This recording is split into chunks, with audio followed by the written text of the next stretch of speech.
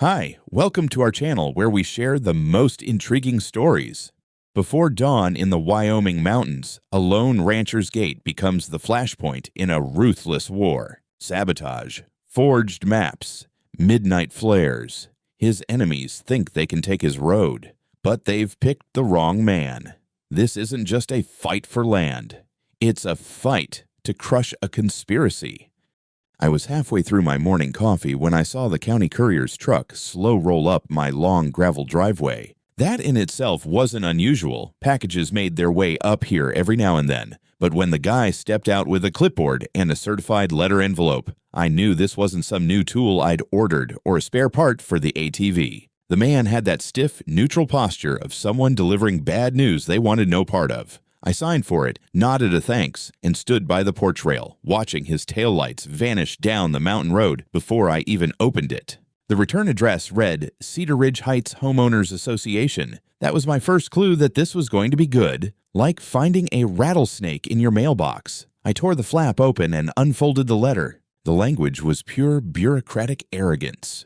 You are hereby ordered to remove the locked gate obstructing the primary access route to State Highway 12. This obstruction limits free and reasonable passage to residents of Cedar Ridge Heights, contrary to historic use and community rights. Demolition and removal must be completed within 10 days to avoid fines and legal action. They'd even helpfully underlined 10 days, like I was a slow reader. I read it twice, slower the second time, to make sure I wasn't hallucinating. My driveway, a half-mile of dirt road twisting down through my 6 acres, had never been primary access to anyone but me. It was private. I'd poured the concrete footings for the gate myself, set the steel posts, wired the plate recognition camera, and locked it all down for one reason: to keep strangers from treating my property like a shortcut. I didn't just own this road. I had the paperwork to back it up, including a recorded deed and a clean title. The only historic use of my driveway was me hauling supplies up from town and the occasional moose wandering across.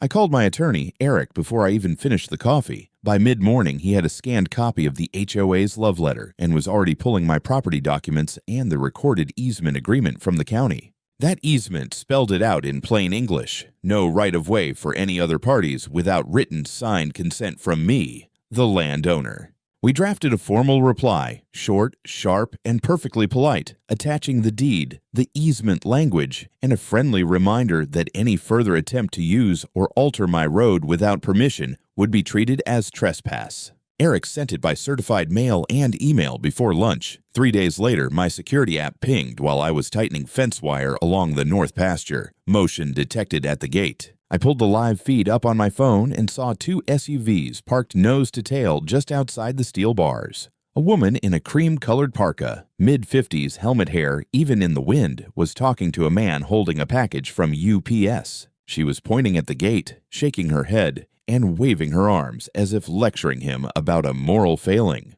I turned the volume up on the camera mic just in time to hear her say, "We should just cut the hinges. That thing doesn't belong here in the first place." Another man stepped into view, tall and lanky, in a puffer vest with the Cedar Ridge HOA logo embroidered on it.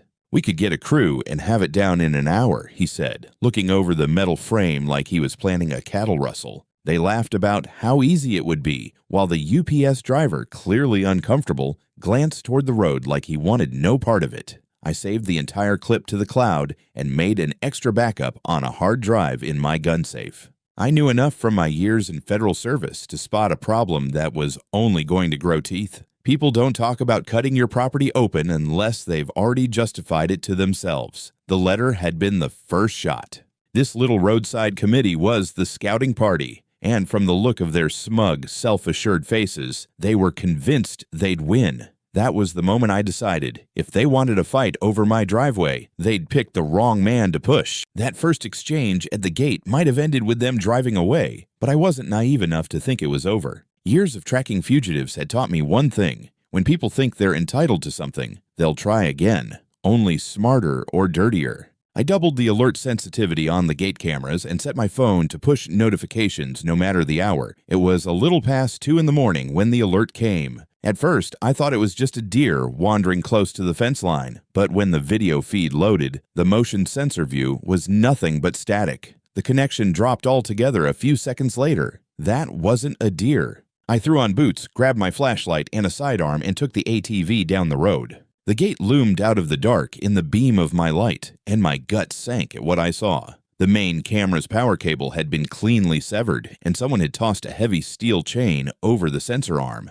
The weight had bent the housing slightly, leaving the gate's motor groaning against the obstruction. I walked the gravel just beyond the gate, sweeping the flashlight in wide arcs. That's when I spotted the tire tracks, deep, fresh impressions from all-terrain tires leading away toward the direction of Cedar Ridge. The tread pattern was sharp enough to photograph, so I pulled out my phone and took several shots from different angles. Years ago, I'd logged plenty of tire impressions for case files. Old habits die hard. By sunrise, I had the damaged chain tossed into the back of my truck and the entire incident uploaded to my secure archive. I called the sheriff's office and got Deputy Markham on the line, one of the few in the county I trusted to take things seriously. He came out mid-morning, crouched to look at the cut cable, and nodded grimly.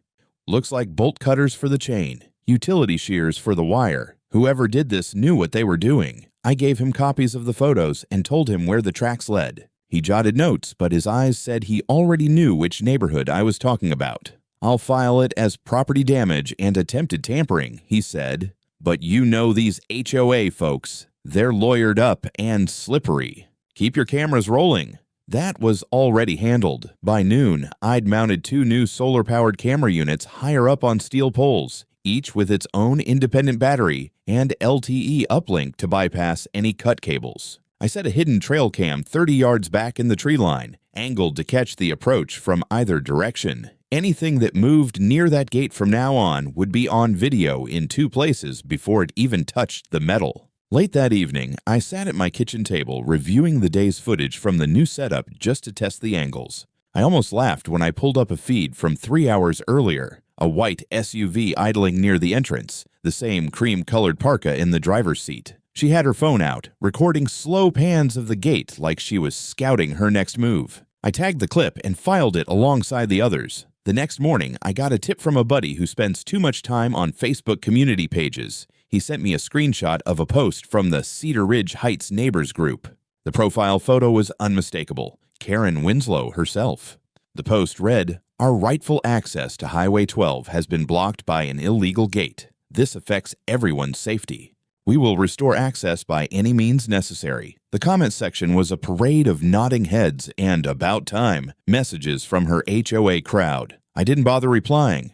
The smartest move in my line of work had always been letting people talk themselves into a corner while you kept gathering evidence. And from the way Karen was escalating, online, at the roadside, and in the dark, I knew she was already halfway there. The first week after the cable-cutting incident, I moved into what I call active deterrence mode. In the marshals, that meant turning the tables, letting whoever was coming after you know they weren't the only ones watching. Out here in the mountains, it meant reinforcing my property like I was prepping for a siege. The 2 solar-powered cameras were only the beginning. I installed a third high on a pine overlooking the road approach, buried a second LTE antenna so it couldn't be easily spotted, and ran a hidden trail camera 100 yards down the slope to catch any vehicle before it got within sight of the gate. It wasn't paranoia, it was insurance, and it paid off quicker than I expected. 3 nights later, while I was sitting at my kitchen table cleaning my old service pistol, my phone buzzed with a motion alert, not from the main gate, but from that trail cam in the slope. I pulled the feed up and saw headlights moving slowly through the trees, the beams flicking across branches like a searchlight. The vehicle stopped for a few seconds. In the dim infrared, I could make out a man leaning out of the passenger window holding what looked like a DSLR camera with a big zoom lens. He panned it deliberately toward the gate before they turned around and headed back uphill toward Cedar Ridge. The next morning, I printed stills from the footage, circled the vehicle shape, and added them to the growing folder on my desk labeled HOA, Evidence. The thing was getting thick enough to need a binder clip. If they thought they were the only ones building a case, they were dead wrong. Then came the online propaganda. A friend of mine from town, retired firefighter named Hank, called one afternoon to ask why I was blocking emergency services from getting to people. My answer was a sharp, "Where the hell did you hear that?" Hank sighed and said, "It's all over. Facebook. Cedar Ridge folks are saying your gate's a hazard, that an ambulance wouldn't be able to get through in winter. That one I couldn't let slide. I didn't care if they badmouthed me over some imaginary property line dispute, but dragging first responders into it was playing with fire. The next morning, I drove into town and stopped by the county fire station. The captain, a stocky guy named Morales, met me in the bay. I explained the situation, showed him the HOA's claim, and then handed him a key to the lockbox and the numeric code to the keypad. He studied them, nodded once, and said, "We'll log it. You're fine. No obstruction here." I repeated the process with the county EMS director, who was more than happy to put in writing that my gate did not in any way hinder their access.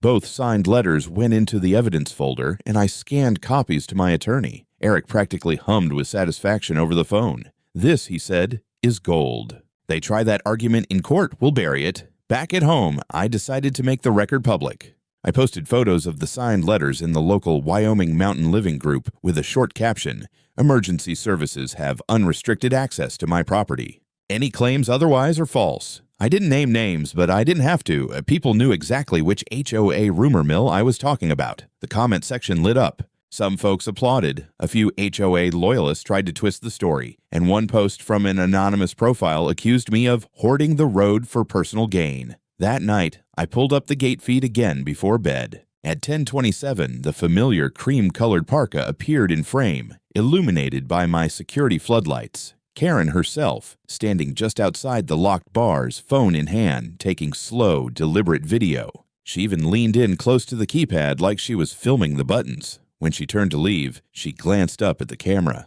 I swear she smiled. 2 days later, a package delivery was delayed because the driver couldn't get past a white pickup parked just beyond the gate, sideways across the road. The cameras caught two men leaning against it, arms crossed, laughing as the driver turned around. Both wore Cedar Ridge HOA windbreakers. I called the shipping company, got a statement from the driver, and added it to the pile. By the end of the week, the situation had gone from quiet harassment to a steady drip of small provocations, each one calculated to frustrate, to bait me into reacting in a way they could spin against me. But they weren't getting a show of anger. All they were getting was recorded, cataloged, and sent straight to my lawyer. I'd learned long ago. Let your opponent think you're just standing still, when in reality, you're building the wall higher and loading every brick with concrete. It was a Saturday morning, the kind of clear, cold Wyoming day when the air smells like pine and the frost stays on the shadowed side of the hills until noon.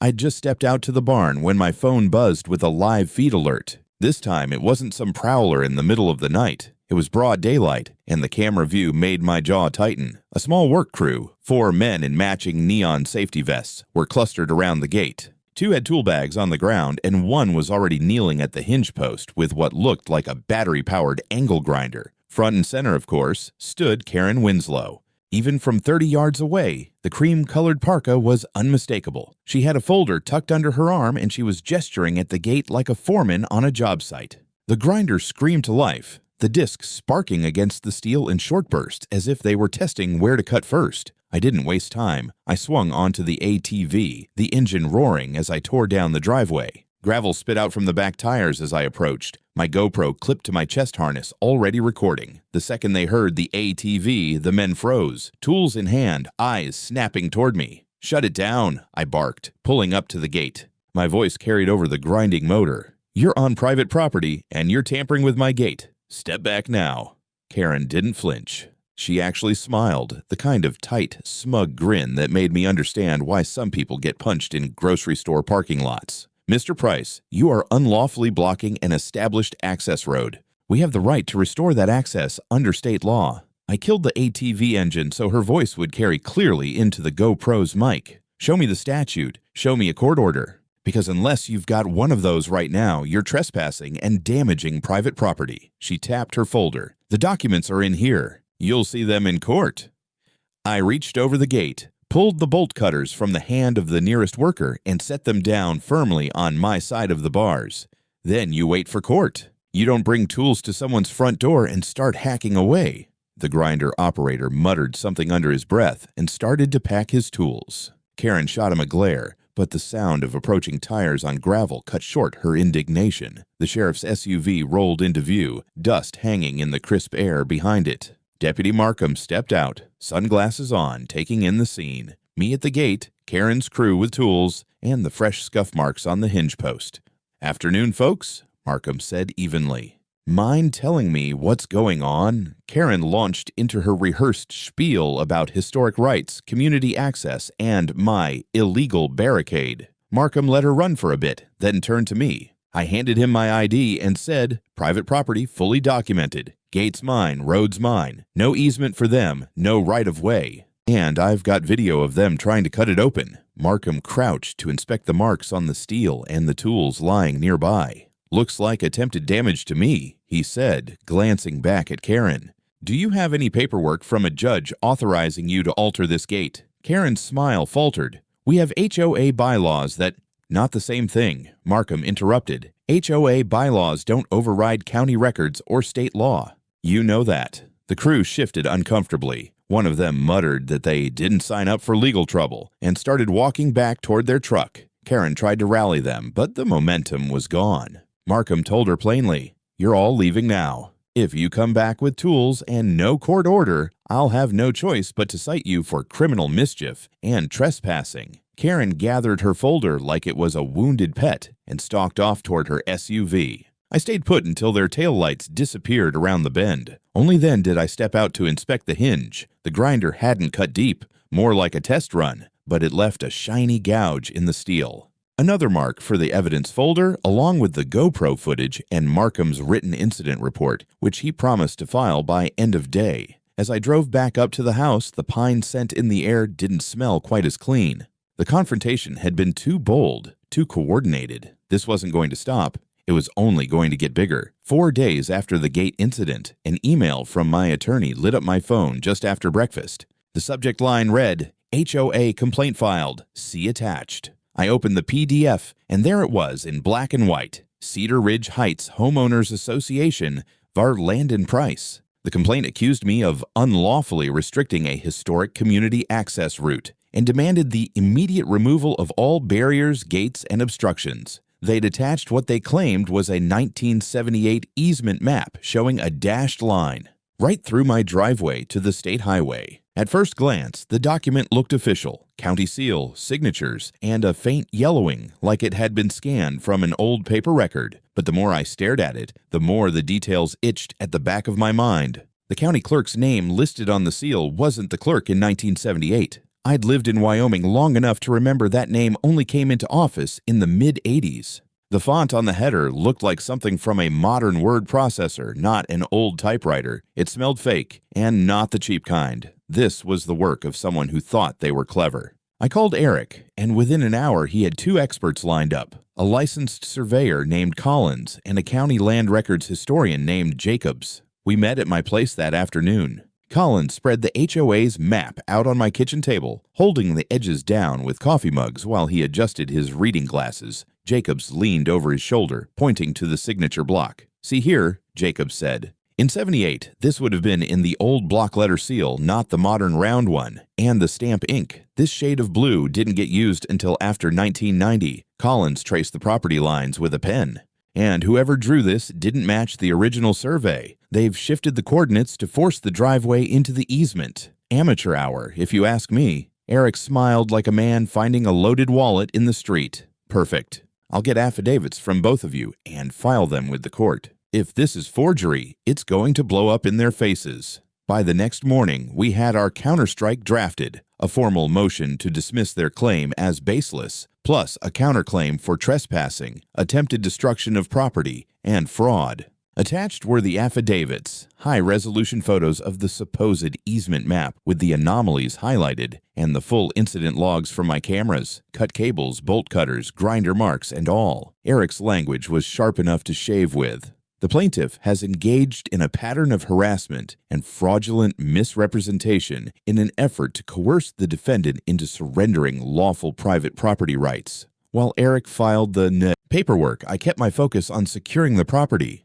The weather was turning, hard frost at night, and the first dusting of snow on the higher ridges. The gate's electronics needed to be winter-proofed, so I swapped in cold-rated batteries and insulated the wiring. I wasn't about to let a sudden storm give them an excuse to claim the gate had failed and left the road open. That afternoon, a neighbor from farther down the valley stopped by. Stan's a quiet guy, keeps to himself, but he'd been at the feed store that morning and overheard two HOA members talking. According to Stan, they were joking about finally getting that old marshal to crack and having a real surprise for him in court. One of them even mentioned a custom map job, like it was some kind of inside joke. I thanked Stan, added his statement to my notes, and emailed it to Eric. The pattern was clear now. They weren't just trying to push me around. They were orchestrating a coordinated campaign, complete with doctored evidence. And if they were arrogant enough to fake county records, they were arrogant enough to think they'd get away with it. Late that night, I sat in my office with the desk lamp throwing a warm circle of light over the growing stack of binders and folders. Each one was labeled, tabbed, and cross-referenced. Years of hunting fugitives had made me meticulous with case files. This wasn't any different, just a different kind of fugitive, running from the truth instead of the law. They wanted a war over a road. They were about to get one, only it would be fought on my terms, in a courtroom where every lie they'd told would unravel in front of a judge. 2 weeks later, the county courthouse issued a notice granting our request for an expedited hearing. The judge wanted to review the authenticity of the HOA's so-called easement map before moving forward with their complaint. That alone was a good sign, but the best part was the temporary order that came stapled to the back. Cedar Ridge Heights HOA, and all its members were prohibited from approaching within 50 feet of my gate or tampering with any part of my property until the case was resolved, violated, and they'd be looking at contempt of court charges on top of everything else. Eric called me the moment the order hit his inbox. "Frame it if you want," he said, "but make sure you keep a copy at the gate." That afternoon, I laminated one and bolted it to the steel post right under the camera. Now, anyone wandering too close would be met with a clear warning in bold print. The timing couldn't have been better. Winter was creeping down the slope in earnest, and the first snow had already made the upper road slick with ice. I took the next few days to winterize everything, sealed the hinges, swapped the gate motor housing for a weatherproof one, and installed extra LED floodlights that turned the entrance into something between a prison yard and an NFL field on game night. Despite the order, the harassment didn't stop entirely. It just got more cautious. One night, a new camera I'd mounted high in a spruce caught a pair of figures lingering in the shadows about 60 feet from the gate. They stayed just far enough back to avoid triggering the motion lights, but close enough that I could see the red recording light of a phone camera winking in the dark. After a few minutes, they slipped away toward the Cedar Ridge access road. I sent the clip to Eric and to Deputy Markham. Markham's reply was short. "They're testing you. Don't take the bait." I didn't plan to. If they thought watching my gate in the dark would rattle me, they didn't know me at all. A few days later, I was stacking firewood when I heard tires crunching on the frozen gravel. A county maintenance truck pulled up, and out stepped the road supervisor, clipboard in hand. "Got a complaint about snow removal access," he said. "HOA claims your gate makes it impossible for our plows to turn around." I almost laughed. "You ever plow this road before I put up the gate?" "Plenty of times," he said. "We turn around at the bend below your drive." "Never been an issue." He wrote that down right there and even offered to sign a statement for my file. Another nail in their argument. Inside, my office had begun to look like a detective's war room. Maps, photos, printed emails, and sworn statements covering the corkboard above my desk. I'd added the signed plow report, the laminated court order, and stills from the shadow lurkers to the growing wall of evidence. In the middle of all this, Eric called with an update. The HOA's lawyer tried to argue for modifying the restraining order, said it was overly restrictive. Judge denied it on the spot. I could hear the satisfaction in his voice. They're boxed in now. The only moves left are the desperate ones. That night, I sat out on the porch with a mug of black coffee, the floodlights casting long shadows across the snow. I could feel the tension coiling tighter with each failed attempt they made to push back. The order had given me breathing room, but it had also forced them into a corner, and when people like Karen get cornered, they don't retreat. They thrash. It was just after midnight when the phone rang. Not my cell, the landline in the kitchen, the one I kept for emergencies and calls from the sheriff's office. That alone put me on edge. I crossed the dark kitchen, lifted the receiver, and heard a voice I recognized immediately. Deputy Markham. "Landon, you might want to get down to your gate," he said. "We've had reports of a disturbance. Caller claims there's a crowd out there." I didn't even waste time with questions. I pulled on my boots, shrugged into my heavy coat, and stepped out into the brittle cold. The snow squeaked under my feet as I made for the ATV. The engine roared to life, the sound sharp in the stillness. As I descended toward the gate, the night began to glow faintly orange ahead of me. Not the white of my floodlights, but the flicker of open flame. When I rounded the last bend, the scene snapped into focus. A dozen people were clustered just outside the 50-foot boundary from the gate, waving handmade signs that read things like, "End the tyranny," and "Open the historic road." Several of them held road flares, the smoke curling up into the night, staining the snow with a hellish glow. At the front, of course, was Karen, bundled in a bright red scarf, shouting into a battery-powered bullhorn. I pulled the ATV to a stop on my side of the gate and flipped on the helmet camera. My floodlights kicked in, bathing them in cold white light. "You're all violating a court order," I called out, my voice carrying over the wind. Karen lowered the bullhorn just long enough to shout back, "We're on public land, Price. This is a peaceful demonstration." That's when I saw him. A younger guy, maybe late 20s, slipping toward the side fence. He moved like he thought nobody was watching, keeping low, one hand clutching something shiny that caught the light. He climbed over in 2 quick motions and dropped into my side of the property. I dismounted the ATV and pointed directly at him. "You there, stop where you are." He froze for half a heartbeat, then bolted toward the gate's locking mechanism. I didn't chase him. I didn't have to. 2 sets of headlights swept into view from the county road. Markham's cruiser and another patrol car crunched onto the snowy shoulder. Doors slammed, and the deputies came in fast, flashlights cutting through the flare smoke. The trespasser barely made it 3 steps before he was face down in the snow with his hands behind his head. Markham approached Karen, holding the laminated court order in one gloved hand. "You organize this?" "It's a lawful protest," she said, chin high. "You brought flares, crossed onto his property, and tried to tamper with his gate," Markham replied, his voice flat. "That's not a protest, ma'am. That's criminal trespass and destruction of property." The second deputy began reading the younger man his rights, while Markham started taking names from the group.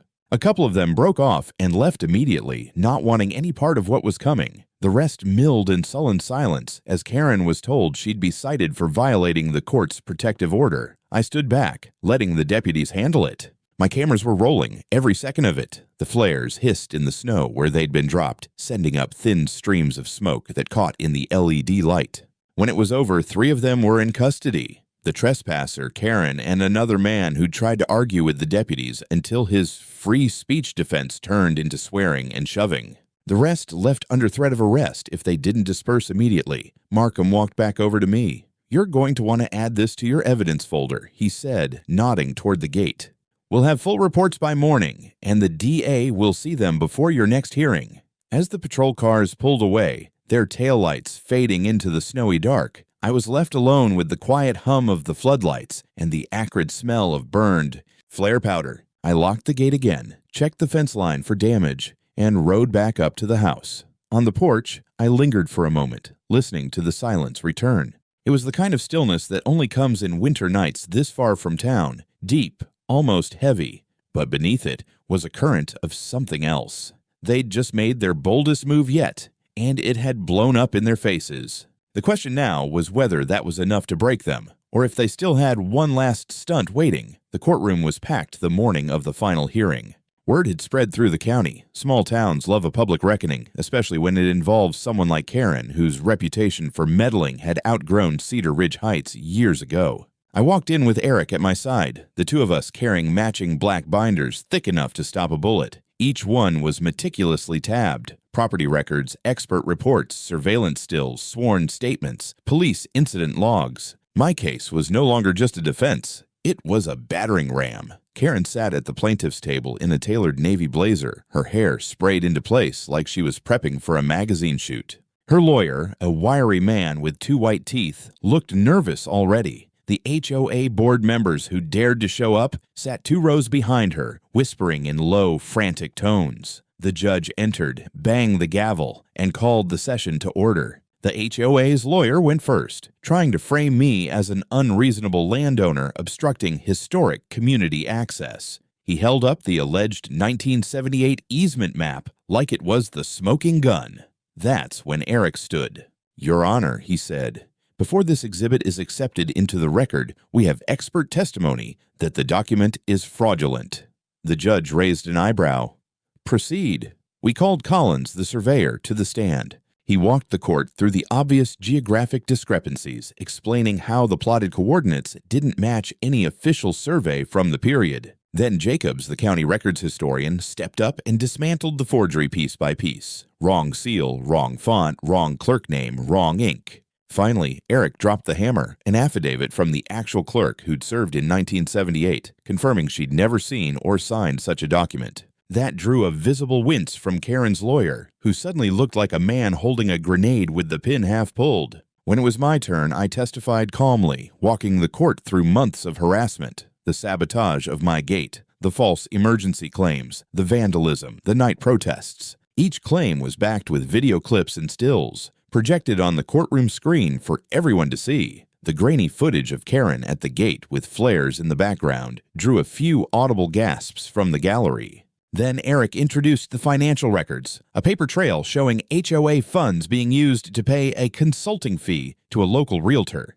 Cross-referencing that with phone records and email logs revealed that this same realtor had commissioned the fake easement map from a mapping specialist in another state. And the approval for that payment, signed personally by Karen. By the time the closing arguments wrapped, the air in the room was thick with inevitability. The judge's ruling came fast. The HOA's complaint was dismissed with prejudice. My counterclaims for trespassing, property damage, and fraud were upheld.